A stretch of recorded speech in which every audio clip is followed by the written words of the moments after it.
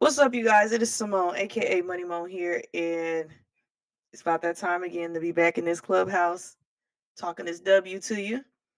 All right, we're gonna get straight into it with the intro and the rules, okay? No Dodger slander, no Lakers slander, no Ram slander, and anything of y'all hating in women's sports, you guys are out of the club for good.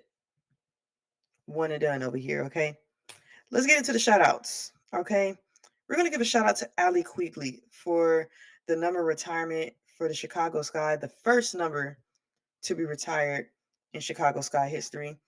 Um, Soon Candace Parker's jersey will be retired in the Shy, so y'all be on the lookout for that. And then since we're just on a legendary run, let's give a shout out to Sue Bird. She will be having a statue in front of Climate Pledge Arena August 17th. So if you are in the SeaTac area, the Pacific Northwest, make sure y'all go out there and witness that legendary moment. Send me some pictures of the statue if you're out in that area, okay? I want to be a part of the vibes too.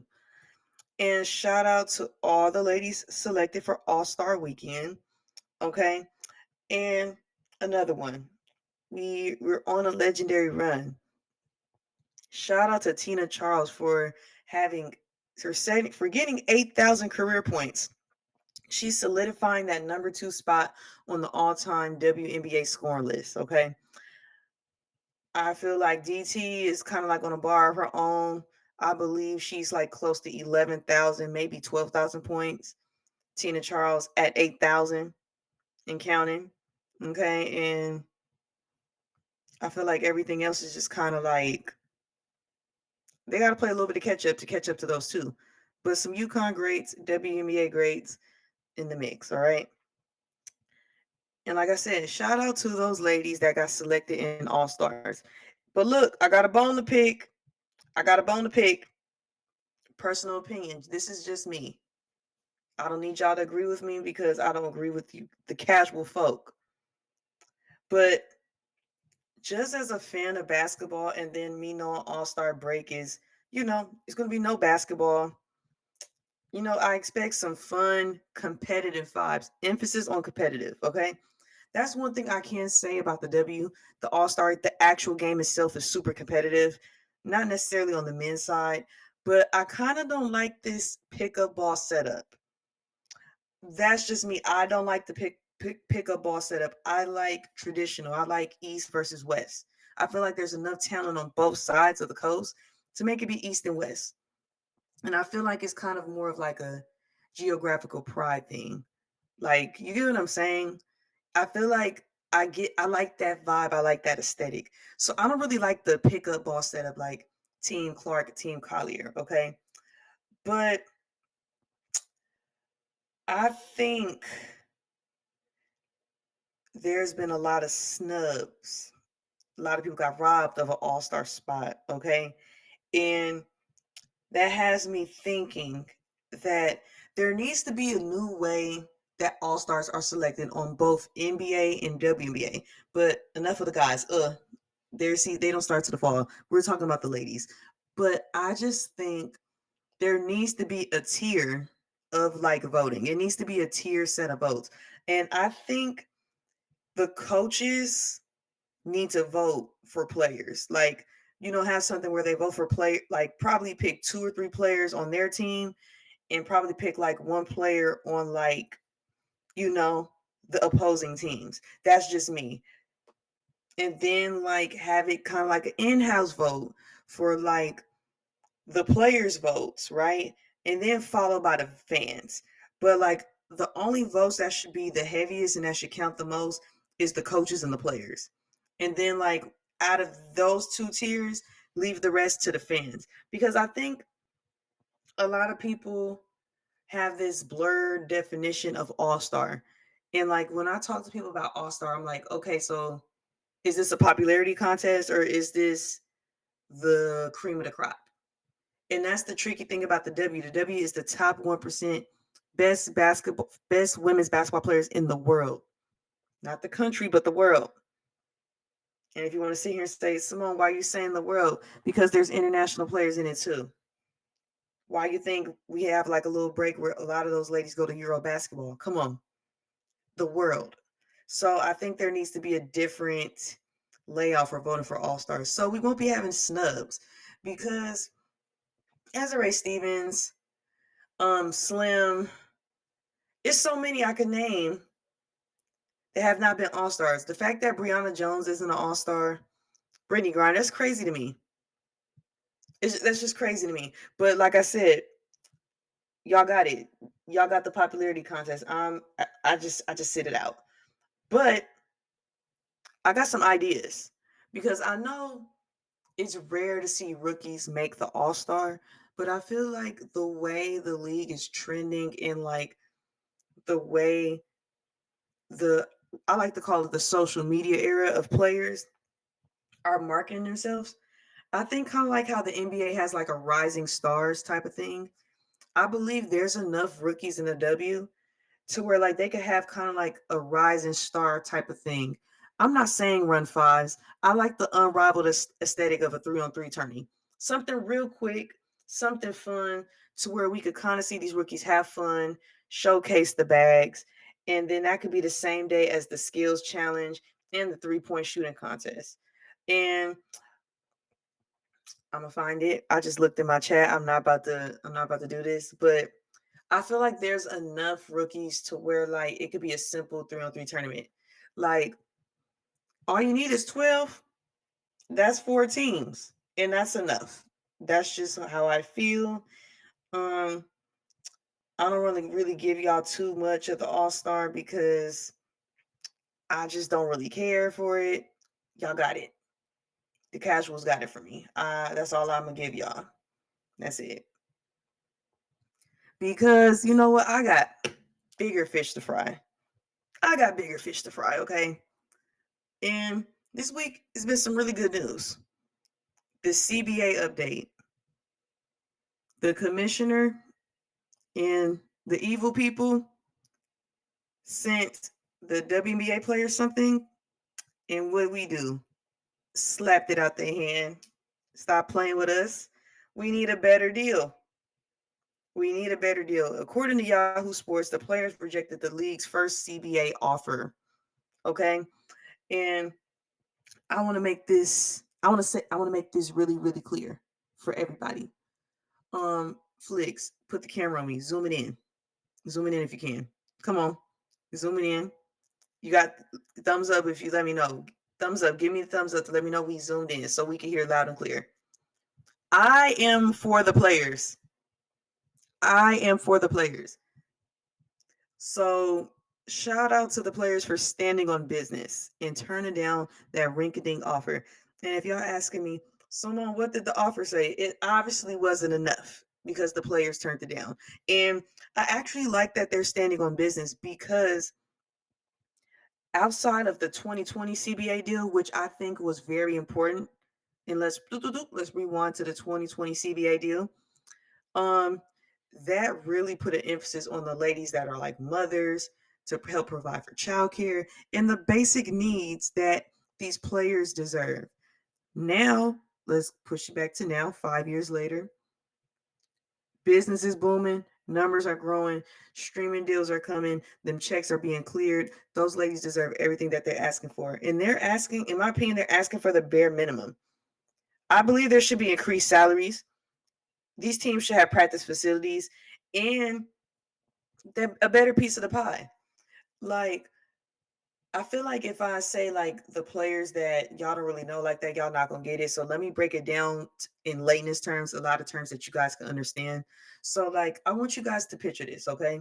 Say like if you in the Bay and you go and you buy a Kate Martin jersey, or say if you go to Indiana and you get a Caitlin Clark jersey, or say like if you're in Washington D.C. going to the Mystics game and you get a Sonia Citron jersey or a Kiki Ephraim jersey. Those ladies are not getting profit from that. Just think about that. Just think about that. Let's think about different leagues. When you go to an NBA game and you see these Tatum jerseys, LeBron James jerseys, those players are getting a separate check outside of their NBA check for that. And then let's do another one. Angel Reese. So you guys are telling me that these ladies do not deserve a piece of the pie off their jersey sales? And then now the pressure is on them because now with college having this NIL and a lot of these college players are getting money off of their jersey sales and their name and their image and their likeliness is putting pressure on Kathy. And the fact that these players slap that deal out their hand, the pot's cooking. It's getting hot. It's getting hot.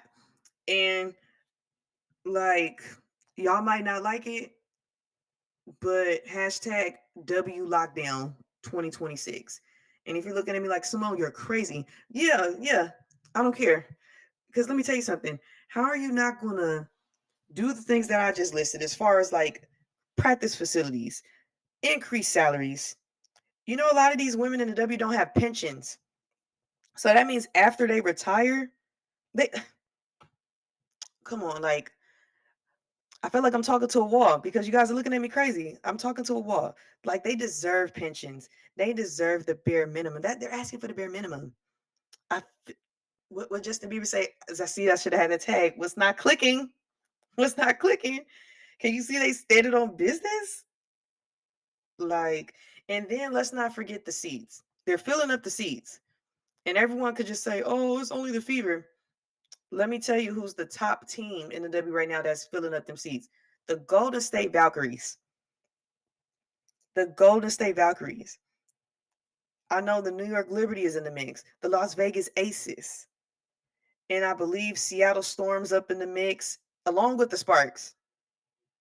So, and Minnesota. I can't forget Minnesota. So, yeah, like they deserve everything that they're asking for. But the one thing that's kind of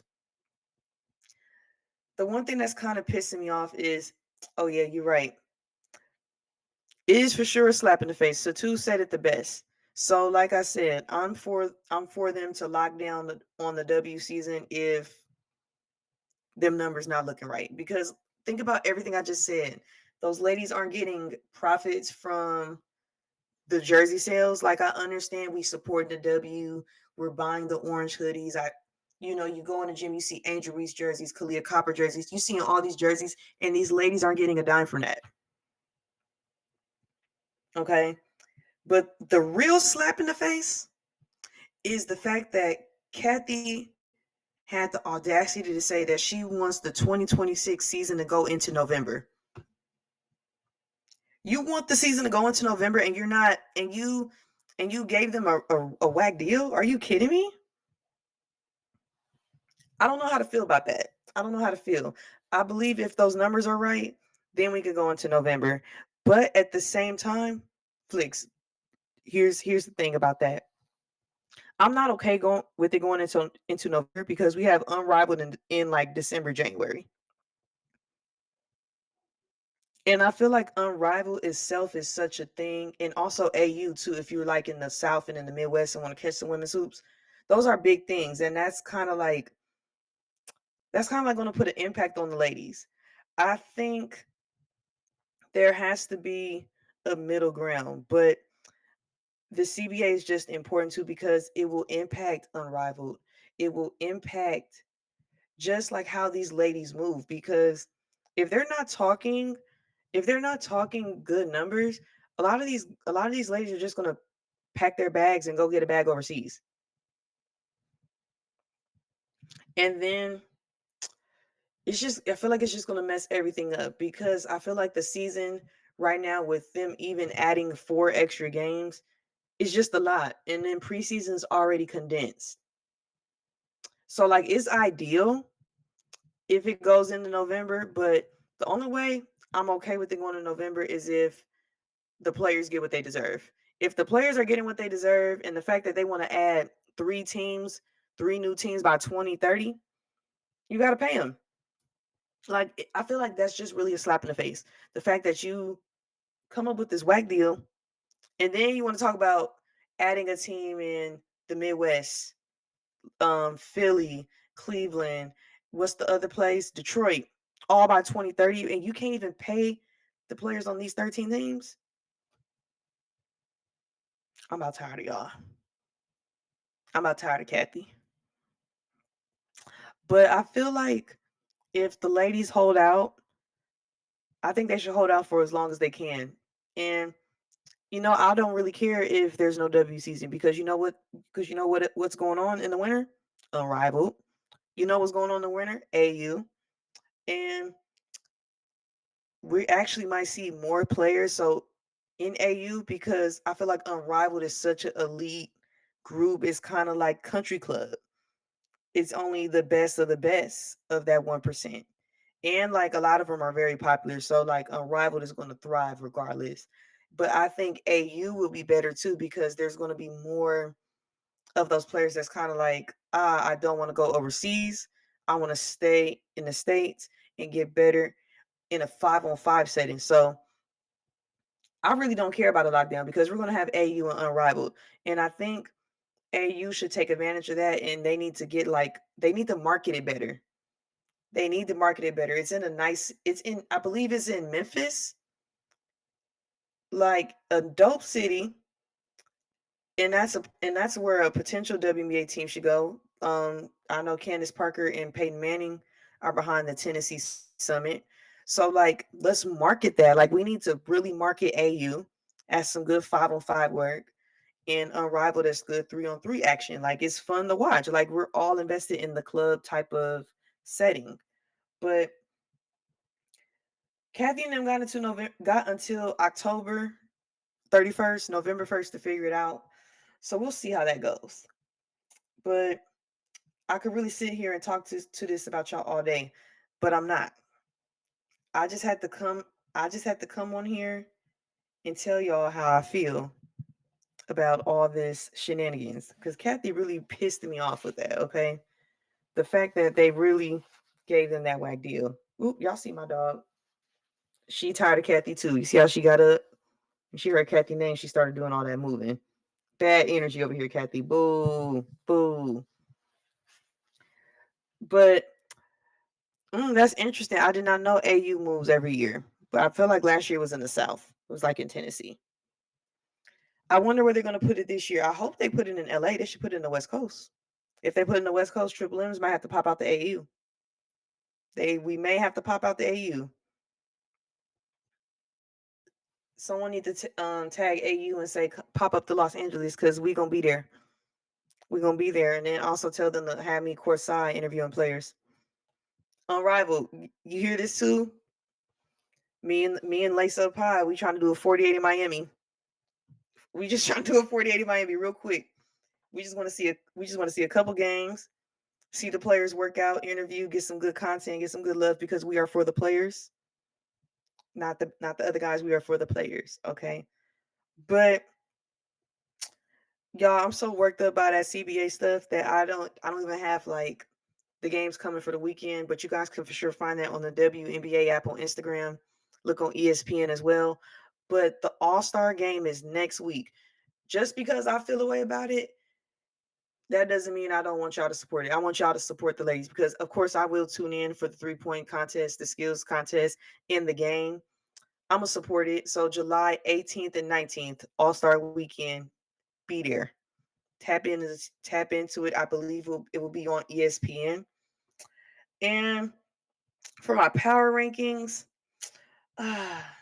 Flicks be reminding me. I don't really have too much for power rankings.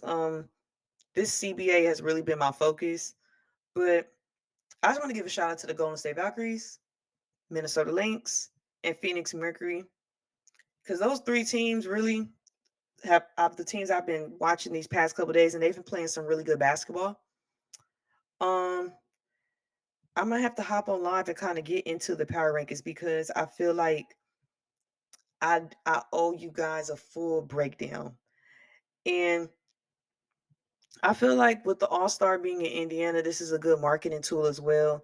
The unrivaled people will be out there too. Flick's talking about it's the Caitlin Clark Classic. He's so annoying. He's so annoying. I'm mad his mic off because he would have to come over here and explain himself. But like I love it though. Like I feel like it's only right to have it in Indiana. And it's a new team.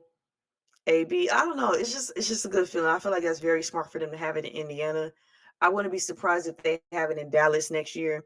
I low key want them to come to LA. We need to push for LA because if we're pushing for LA, all I know is y'all better be in them comments like, hey, Triple M's need to be there. Lace Up Pod needs to be there the whole weekend. Not Fever Fest. Ah, okay. But yeah. Okay, Flick's saying some good stuff. It's gonna be some good stuff All-Star weekend in Indiana. So if y'all ever out there in the Midwest in Indiana, pop out, network, and have a good time.